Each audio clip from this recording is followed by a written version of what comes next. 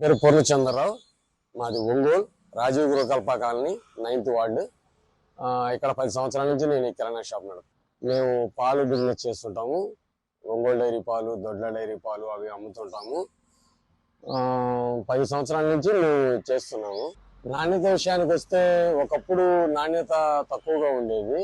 ఇప్పుడు కొంచెం మెరుగుపడిందని చెప్పుకోవచ్చు నాణ్యత విషయంలో. ఎందుకంటే మిల్క్ ప్రొడక్షన్ అనేది భారతదేశం ఇప్పుడు ప్రపంచంలో నెంబర్ 1గా ఉంది. ఒకప్పుడు కొంచెం తక్కువ ప్రొడక్షన్ ఉండటం వలన మిల్క్ అడల్ట్రేషన్ ఎక్కువగా జరుగుతూ ఉండేది.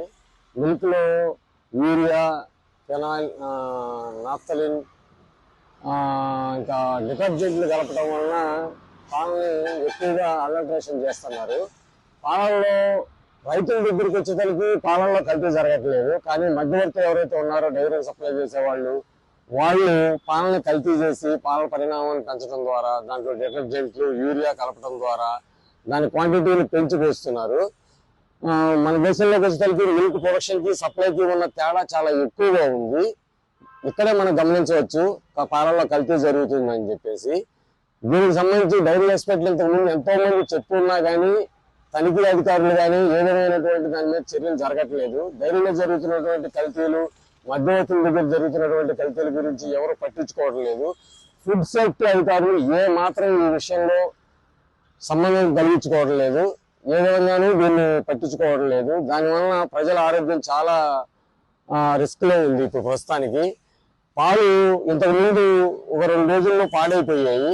కానీ ఇప్పుడు 4-5 రోజులు ఉన్నా కానీ పాలు పాడైపోవట్లేదు. దీనికి కారణం దాంట్లో ఫార్మాలిన్ కలపడం ద్వారా పాలు ఎక్కువ కాలం నిల్వ ఉండేటట్టు చేస్తున్నారు. ఇవన్నీ కూడా ముందు తరాల భవిష్యత్తులో పిల్లలకి ఏమైనటువంటి పౌష్టికాహారం అందకుండా వారు అనేక రకమైన రోగాల బారిన పడే విధంగా ఈ కల్తీ జరుగుతూ ఉంది. దీని గురించి ఫుడ్ సేఫ్టీ అధికారులు చొరవ తీసుకొని డైరీల మీద సరైన నిబంధనలు పాటించే విధంగా చూడాల్సిందిగా మా మనవి.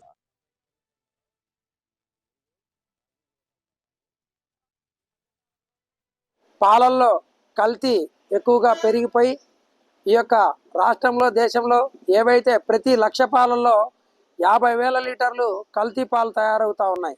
ముఖ్యంగా రైతులు ఎక్కువగా ఈ యొక్క పాలను ఇంప్లిమెంట్ చేయకపోవడం, అదేవిధంగా ఈ యొక్క కల్తీ పాలు తాగినట్లయితే మహిళల్లో హార్మోన్స్ ప్రాబ్లం రావడం, అదేవిధంగా చిన్నారులు, విద్యార్థుల్లో ఎదుగుదల లేకపోవడం కారణంగా మిగిలిపోతూ ఉంది. ఈ యొక్క కల్తీ పాలను అరికట్టడంలో అధికారులు కూడా ఈ యొక్క కల్తీ వాళ్ళతోటి కుమ్మక్కై ఈ విధంగా కల్తీ పాలు అరికట్టలేకపోతూ ఉన్నారు. ముఖ్యంగా రాష్ట్ర, కేంద్ర ప్రభుత్వాలు దీని మీద దృష్టి పెట్టి ముఖ్యంగా ఈ యొక్క రైతులకు ఏవైతే పాడి పరిశ్రమ రైతులకి ఎక్కువ రాయితీలు కొనసాగించి వారిని. నా పేరు గర్నిపూడి ప్రేమ్ కుమారు, దళిత సేన అధ్యక్షుడిని. మన ప్రకాశం జిల్లాలో ప్రధానంగా పాల సమస్య, కల్తీ సమస్య బాగా విపరీతంగా ఉన్నది. ప్రజెంట్ చూసుకుంటే ప్రకాశం జిల్లాలో దర్శిలో కూడా ఈ మధ్యకాలంలో దాడులు జరగడం కూడా జరిగింది. అదేవిధంగా ఈ పొదిలి ఏరియాలో కూడా ఎక్కువ మంది పాడి పశువు ఉన్నప్పుడు కూడా ఈ పొదిలి ఏరియాలో రైతులు కేంద్రాలకు సంప్రదించకుండా పన్ను తక్కువగా పోసి జిల్లాలోనే 1,00,000 లీటర్లకి 50,000 లీటర్ కల్తీ జరుగుతూ ఉంది. దానివల్ల చిన్నపిల్లలకు కానివ్వండి, బాలింతలకు కానివ్వండి, లేదా గర్భిణీలకు కానివ్వండి, లేదంటే మహిళలకు వాళ్ళ పౌష్టిక విలువ అందకపోవటం వల్ల అనేక ఆర్థిక మన ఆరోగ్య సమస్యలు ఎదుగుతూ ఉన్నాయి. కాబట్టి హార్మోన్ లోపం కూడా ఉంటూ ఉంది. కాబట్టి ఈ జిల్లాలో ఉన్నటువంటి మన పాలపై ప్రత్యేక దృష్టి పెట్టి జిల్లాధికారులు నిఘా పెట్టి వాటి మీద అనారోగ్య పాలు కాకుండా చూడాల్సిన అవసరం ఎంతైనా ఉందని చెప్పేసి ఈ సందర్భంగా తెలియజేస్తా ఉన్నాం. కాబట్టి ప్రత్యేక దృష్టి పెట్టాలని చెప్పేసి జిల్లాధికారులతో ఈ సందర్భంగా మేము కోరుతా ఉన్నాం. ఎందుకంటే దానివల్ల ఈ మధ్య విపరీతమైన జిల్లాలో ప్రైవేట్ డైరీలు విపరీతంగా పెరగటం వల్ల ఏ పాలు ఎటు వస్తుందో తెలియని పరిస్థితి మన జిల్లాలో ఉంది. కాబట్టి తక్షణమే అధికారులు స్పందించి ఆ పాలపై ఒక నిఘా ఉంచి అధికారులు చర్య తీసుకోవాలని చెప్పేసి ప్రజల దృష్టిలో పెట్టుకొని, ఆరోగ్య దృష్టిలో పెట్టుకొని అధికారులు చర్య తీసుకొని చెప్పి తెలియజేస్తా ఉన్నాం. పాల కేంద్రాల నిర్వహణకు సంబంధించినటువంటి అధ్వాన పరిస్థితి ఉంది. ఈ అధ్వాన పరిస్థితికి కారణమైనటువంటి వాళ్ళ మీద చర్యలు తీసుకోవాల్సినటువంటి తనిఖీలు నిర్వహించి పాలు ఉత్పత్తి అయినటువంటి పాలు ఉత్పత్తిని సంబంధించినటువంటి రైతులు పోసిన తర్వాత పాల కేంద్రంలో ఉన్నటువంటి ఆ కేంద్రానికి వచ్చిన తర్వాత వాళ్ళు నిర్వహించేటువంటి నిర్వహణలో అనేక లోపాలు కనపడుతున్నాయి. దాదాపు కనిగిరి రోజుకి 1,00,000 లీటర్లు పాల కేంద్రం ద్వారా బయటికి పంపిస్తున్నారు ఈ యొక్క పాలని. కానీ కనీసం పాల కేంద్రంలో ఉన్నటువంటి నాణ్యత, పాలు నిల్వ చేసేటప్పుడు కానీ, ప్యాకెట్స్ కానీ, దానికి సంబంధించినటువంటి పాలు ప్రతిరోజు వారిగా ఆ డ్రమ్ములను శుద్ధం చేయటం కానీ, ఫిజులు శుద్ధం చేయటం కానీ, ఇటువంటి వాటి పర్యవేక్షణ అనేటువంటిది అధికారులు అనేటువంటిది ఆ పర్యవేక్షణ లోపం అనేటువంటిది స్పష్టంగా కనపడుతుంది. ప్రజల ప్రాణాలని కాపాడాల్సినటువంటి ప్రభుత్వం ఆ వైపు తనిఖీలు అనేటువంటిది ఇప్పుడు కూడా కనిగిరి ప్రాంతంలో ఎప్పుడు నిర్వహించలేదు. కనిగిరి నియోజకవర్గంలో ఉన్నటువంటి ప్రధానంగా పశువుల మీద ఉన్నటువంటి ఎక్కువ ఇక్కడ పశువు సంపద అనేటువంటిది ఎక్కువ ఉంటుంది. పాల ఉత్పత్తి కూడా ఎక్కువగా ఉంటుంది. కనిగిరి, పామూరు, వెలిగండ్ల, పీసీపల్లి, హెచ్చంపాడు, సిఎస్పల్లి ఈ మండలాల్లో నుంచి ఎక్కువగా పాలు ఉత్పత్తి అనేటువంటిది జరుగుతుంది. పాల కేంద్రాల్లో ఎక్కువగా నిర్వహణ అనేటువంటిది జరుగుతున్నప్పటికీ ప్రభుత్వ పర్యవేక్షణ అనేటువంటిది ఏ రోజు కూడా లేకుండా పోయింది. ఆ పాలు తిరిగి మళ్ళా ఈ నియోజకవర్గంలోనే ఎక్కువగా మళ్ళీ వస్తుంటాయి. ఆ పాల ప్యాకెట్లు తయారు చేసి ఇవ్వడం జరుగుతుంది. ఆ పాల ప్యాకెట్ల యొక్క వాటి మీద కూడా పర్యవేక్షణ అనేటువంటిది లేదు. ఎందుకంటే ఫ్రిడ్జ్లో పెడుతున్నారు, ఆ డేటు ఉందా లేదా అనేటువంటిది లేదు.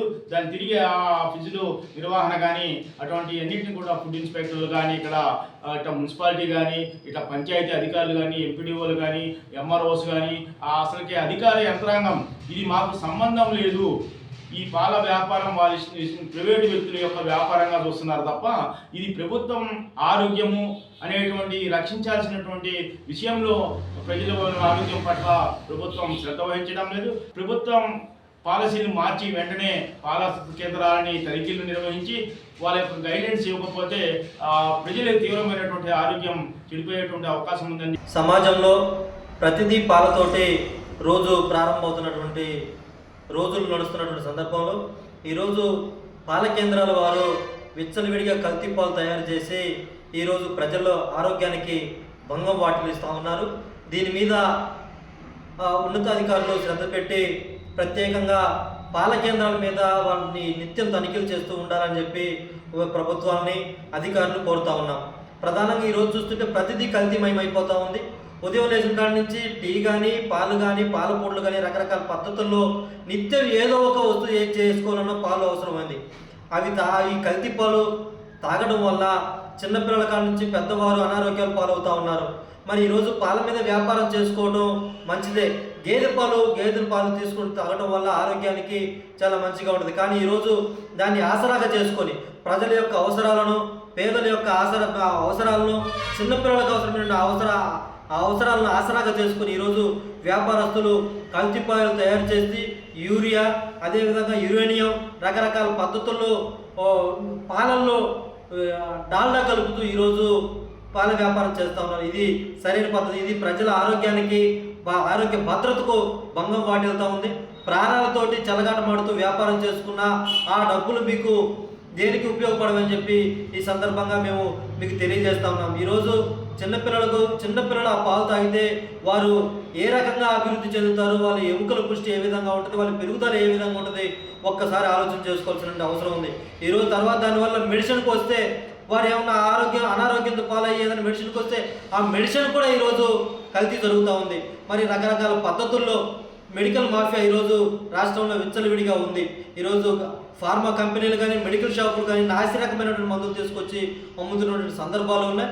వీటి మీద డ్రగ్స్ అధికారులు కానివ్వండి, అందరూ కూడా దృష్టి పెట్టి ప్రజల ఆరోగ్యాన్ని కాపాడుతున్నటువంటి అవసరం ఉందని సందర్భం కోరుతా ఉన్నాం. సంస్థ శాఖ సంబంధించి మార్కాపూర్ డిస్ట్రిక్ట్లో 36,000 తెల్ల బస్సులు ఉన్నాయి.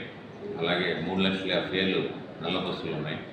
10 లక్షల గొర్రెలు, 3.5 లక్షలు మేకలు, 4,65,000 కోళ్ళు ఈ డివిజన్ మొత్తంలో ఉన్నాయి. వీటికి సంబంధించి బస్సు సంస్థ శాఖ చాలా సర్వీసెస్ అందిస్తుంది. వాటిల్లో ముఖ్యమైనటువంటి డివార్మింగ్ కానీ, ప్రొఫిలాక్టిక్ వ్యాక్సినేషన్స్ కానీ, హెల్త్ సర్వీసెస్ కానీ,